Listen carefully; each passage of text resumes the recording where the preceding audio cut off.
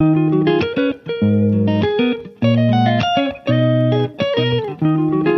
श्रीमन नारायण। नमस्कार दोस्तों, आज मैं आप लोगों को ज्येष्ठ पूर्णिमा या जेठ पूर्णिमा का शुभ मुहूर्त, पूजा विधि, महत्व, उपाय, लक्ष्मी जी को कैसे प्रसन्न करें पूर्णिमा के दिन पर, इसके अलावा मैं इसकी पौराणिक कथा भी सुनाऊंगी।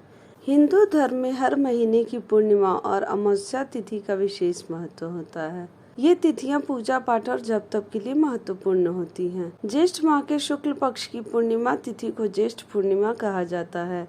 इस तिथि को जेठ पूर्णिमा या जेठ पूर्णमासी भी कहा जाता है।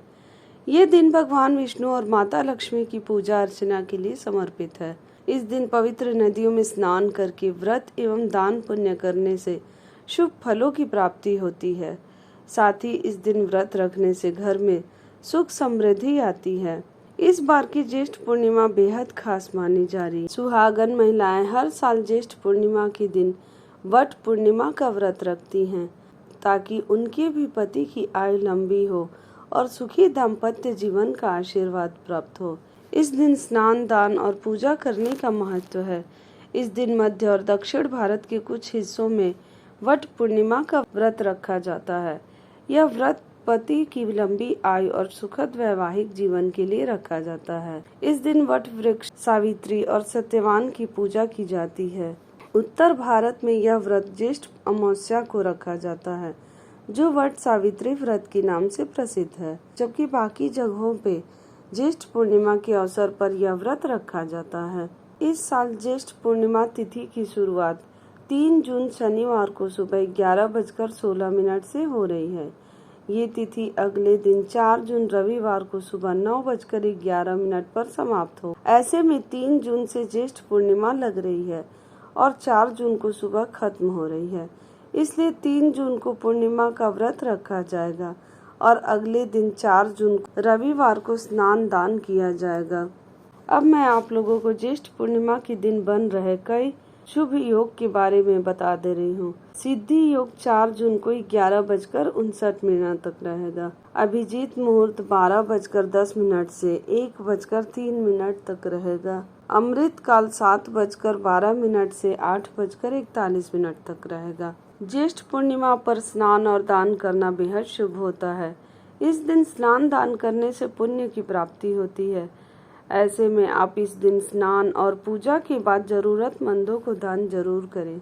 ज्येष्ठ पूर्णिमा के दिन माँ लक्ष्मी की प्रतिमा पर 11 कौड़ियाँ चढ़ाकर उनका हल्दी से तिलक करें। फिर अगले दिन इन कौड़ियों को एक लाल कपड़े में बांधकर धन की तिजोरी में रख दें। ऐसा करने से घर में कभी भी धन की कमी नहीं होती है। ज्येष्ठ मास की पूर्णिमा साल की छठी पूर्णिमा होती है। पूर्णिमा तिथि पर भगवान विष्णु की विधि विधान से पूजा अर्चना करने से भगवान विष्णु और माता लक्ष्मी प्रसन्न होती हैं और सभी मनोकामनाएं पूरी होती हैं। इस पावन दिन सुबह जल्दी उठकर स्नान कर लें। इस दिन पवित्र नदियों में स्नान करने का बहुत अधिक महत्व होता है। आप नहाने के पानी में गंगा जल डालकर स्नान भी कर सकते हैं। नहाते समय सभी पावन नदियों का ध्यान कर लें। कहा जाता है ना, गंगावरी गोदावरी तीरथ में प्रयाग, काशी कभी न छोड़िए बाबा विश्वनाथ दरबार। नहाने के बाद घर के मंदिर में दीप प्रज्वलित करें। अगर संभव हो तो इस दिन व्रत भी रखें। सभी देवी देवताओं का गंगा जल से अभिषेक करें। पूर्णिमा के पावन दिन भगवान विष्णु की पूजा अर्चना का विशेष महत्व होता है। इस दिन विष्णु भगवान के साथ माता लक्ष्मी की पूजा अर्चना भी करें। भगवान विष्णु को भोग लगाएं। भगवान विष्णु के भोग में तुलसी दल शामिल करें। इस बात का ध्यान रखें कि भगवान को सिर्फ सात्विक चीजों का ही भोग लगाया जाता है। भगवान विष्णु और माता लक्ष्मी की आरती करें। इस पावन दिन भगवान विष्णु और माता लक्ष्मी का अधिक से अधिक ध्यान करें। पूर्णिमा पर चंद्रमा का पूजा भी विशेष महत्व रखता है। चंद्रोदय होने के बाद चंद्रमा की पूजा अवश्य करें। चंद्रमा को अर्घ देने से चंद्र दोष से मुक्ति मिलती है। इस दिन जरूरतमंद लोगों की मदद करें। अगर आपके घर के आसपास गाय है तो गाय को भोजन जरूर कराएं। गाय को भोजन कराने से कई तरह के दोषों से मुक्ति मिल जाती है। मैं आप लोगों को ज्येष्ठ पूर्णिमा की या वट पूर्णिमा की कथा सुनाने जा रही हूँ। बोलो जय श्रीमन नारायण। वट सावित्री व्रत की पौराणिक कथा सुनाने जा रही हूँ। भद्र देश के एक राजा थे जिनका नाम अश्वपति था। भद्र देश के राजा अश्वपति की कोई संतान न थी। उन्होंने संतान की प्राप्ति के लिए मंत्रोच्चारण के साथ प्रतिदिन 1,00,000 आहुतियां दी। 18 वर्षों तक यह क्रम जारी रहा। इसके बाद सावित्री देवी ने प्रकट होकर वर दिया कि राजन, तुझे एक तेजस्वी कन्या पैदा होगी। सावित्री देवी की कृपा से जन्म लेने के कारण से कन्या का नाम सावित्री रखा गया। कन्या बड़ी होकर बेहद रूपवान हुई। योग्य वर न मिलने की वजह से सावित्री के पिता दुखी थे। उन्होंने कन्या को स्वयं वर तलाशने भेजा। सावित्री तपोवन में भटकने लगी। वहां साल्व देश के राजा द्युमत सेन रहते थे। क्योंकि उनका राज्य किसी ने छीन लिया था, उनके पुत्र सत्यवान को देखकर सावित्री ने पति के रूप में उनका वरण किया। ऋषि राज नारद को जब यह बात पता चली तो वह राजा अश्वपति के पास पहुंचे और कहा कि हे राजन, यह क्या कर रहे हैं आप? सत्यवान गुणवान है, धर्मात्मा है और बलवान भी है, पर उसकी आयु बहुत छोटी है। वह अल्पायु है। 1 वर्ष के बाद ही उसकी मृत्यु हो जाएगी। ऋषि राज नारद की बात सुनकर राजा अश्वपति घोर चिंता में डूब गए। सावित्री ने उनसे कारण पूछा तो राजा कहने लगे, पुत्री, तुमने जिस राजकुमार को अपने वर के रूप में चुना है वह अल्पायु है। तुम्हें किसी और को अपना जीवन साथी बनाना चाहिए। इस पर सावित्री ने कहा कि पिताजी, आर्य कन्याएं अपने पति का एक बार ही वरण करती हैं। राजा एक बार ही आज्ञा देता है और पंडित एक बार ही प्रतिज्ञा करते हैं और कन्यादान भी एक ही बार किया जाता है। सावित्री हठ करने लगी और बोली, मैं सत्यवान से ही विवाह करूंगी। राजा अश्वपति ने सावित्री का विवाह सत्यवान से कर दिया। सावित्री अपने ससुराल पहुंचते ही सास ससुर की सेवा करने लगी। समय बीतता चला गया।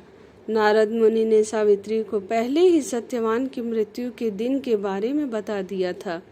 वह दिन जैसे जैसे करीब आने लगा, सावित्री अधीर होने लगी। उन्होंने 3 दिन पहले से ही उपवास शुरू कर दिया। नारद मुनि द्वारा कथित निश्चित तिथि पर पितरों का पूजन किया। हर दिन की तरह सत्यवान उस दिन भी लकड़ी काटने जंगल चले गए। साथ में सावित्री भी गई। जंगल में पहुंचकर सत्यवान लकड़ी काटने के लिए एक पेड़ पर चढ़ गए। तभी उसके सिर में तेज दर्द होने लगा।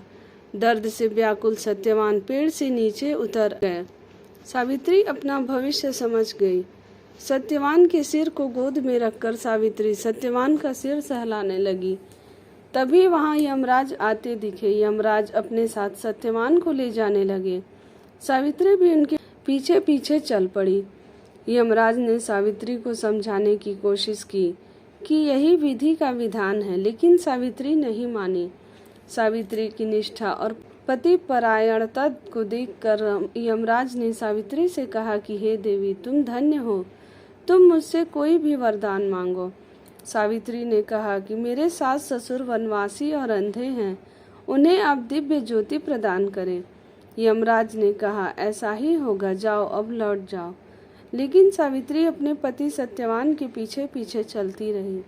यमराज ने कहा, देवी तुम वापस जाओ। सावित्री ने कहा, भगवान, मुझे अपने पति के पीछे पीछे चलने में कोई परेशानी नहीं है। पति के पीछे चलना मेरा कर्तव्य है। यह सुनकर उन्होंने फिर से उसे एक और वर मांगने के लिए कहा। सावित्री बोली, हमारे ससुर का राज्य छिन गया है, उसे पुनः वापस दिला दे। यमराज ने सावित्री को यह वरदान भी दे दिया और कहा, अब तुम लौट जाओ। लेकिन सावित्री पीछे पीछे चलती रही। यमराज ने सावित्री को तीसरा वरदान मांगने को कहा। इस पर सावित्री ने 100 संतानों और सौभाग्य का वरदान मांगा। यमराज ने इसका वरदान भी सावित्री को दे दिया।